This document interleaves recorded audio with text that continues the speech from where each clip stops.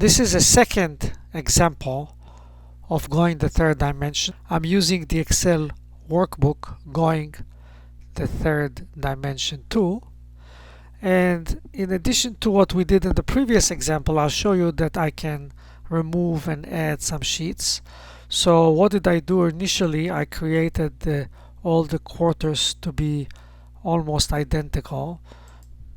The quarters are identical in format, but later on we added the information about the hours worked and the gross pay for each one of the 4 sheets.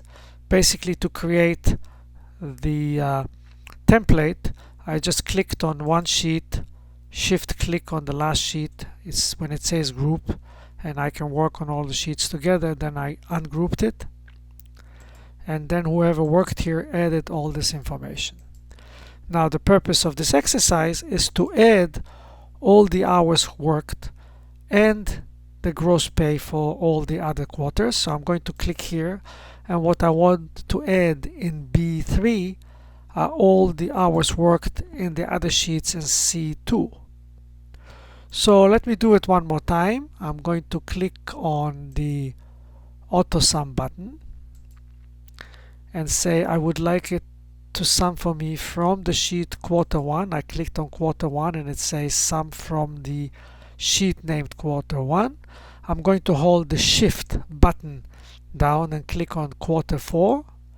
I can leave my finger from the shift button, and now you see that it is going to sum for me everything from quarter 1 to quarter 4, from the sheets quarter 1 to quarter 4.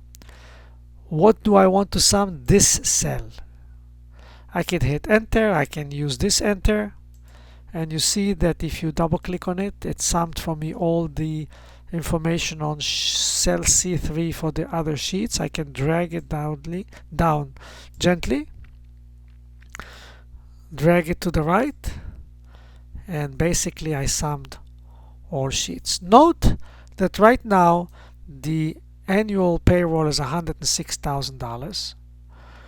What if I wanted to remove one of the quarters and see what happens? So quarter 3, for example, has $24,000. I can drag it to the right of the totals, and you can see that it subtracted it. And I can also drag it back. As long as you don't drag the first or the last sheet, you can take off sheets and it will do the calculations for you. If you wanted to drag the first and the first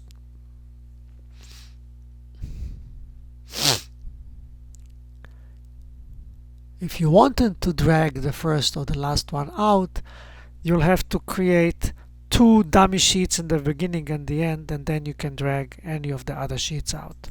So we had the second example here of going the third dimension, and we also saw how to remove a sheet or put it back into its location.